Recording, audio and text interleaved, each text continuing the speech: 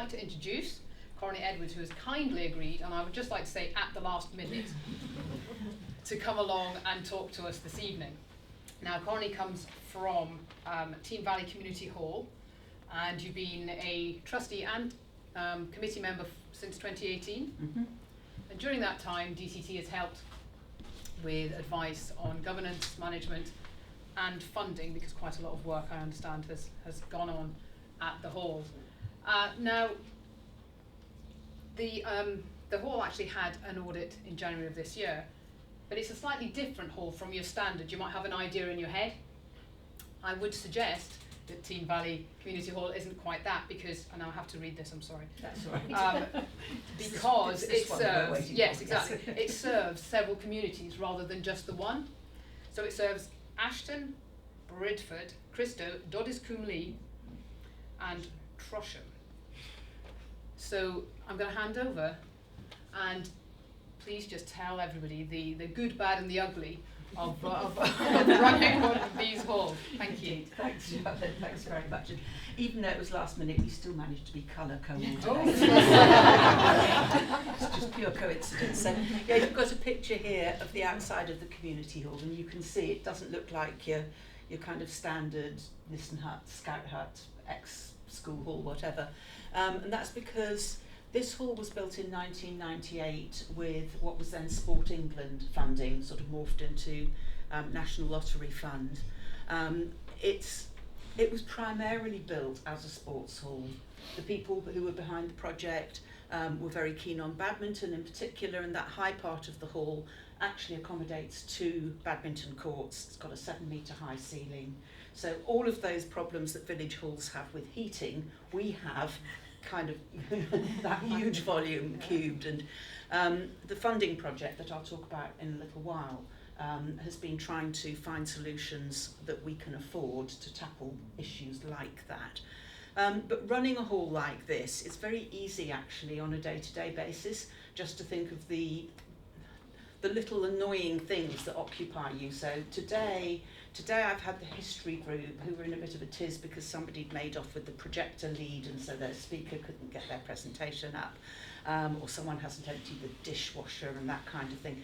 So when you're on a board of trustees for a community hall, you're both really kind of hands-on operational, but also of course there are some much bigger issues that you have to deal with. And those are the ones I wanted to speak about, and I've picked 3 really broad areas, and some of them have been mentioned already this evening. The first is people, the second is expertise, and the third is funding. So I'll just talk about those briefly in turn.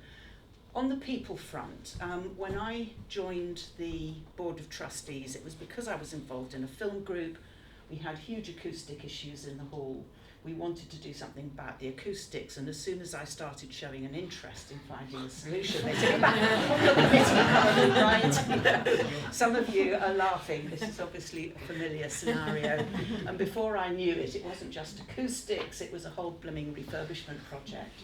And this is amazing timing, because tomorrow I'm going to the hall in the afternoon to be shown how to use the new air source heat pumps that are now in the hall, having replaced the oil-fired boilers. It's been nearly a 5-year project. Should have been quicker, but we paused for nearly 2 years because of COVID. All of the funding and everything stopped.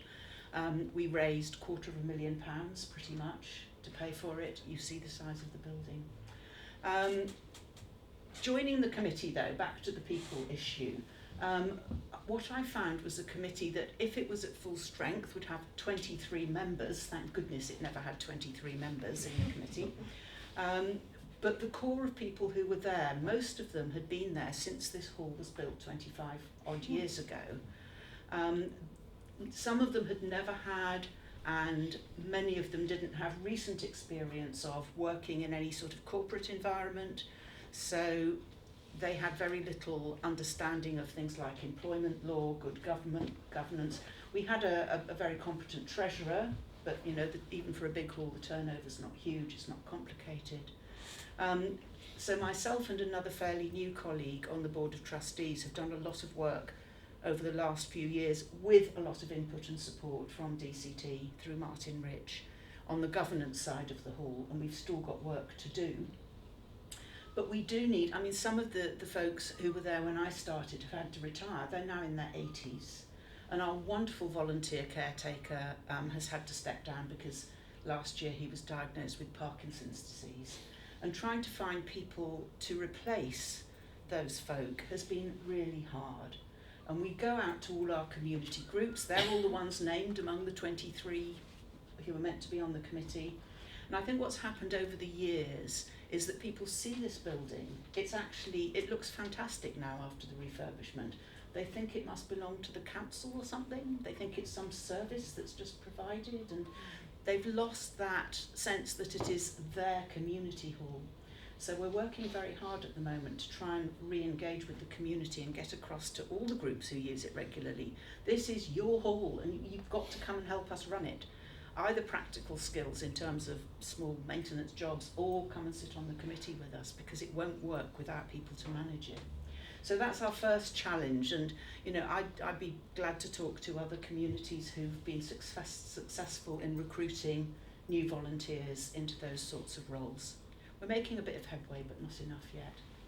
So the second I've kind of covered a little bit already, but the expertise area.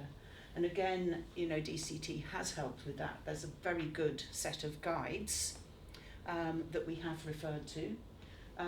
Maybe there's room for a little bit more in that. There's one, I think it's Guide 17, which is an interpretation of the Charity Commission's guidance for new trustees. And it sets out in general terms what trustees need to do. But in terms of running a hall, I haven't seen anywhere a kind of single, almost like a health check that you could do for your hall. Have you got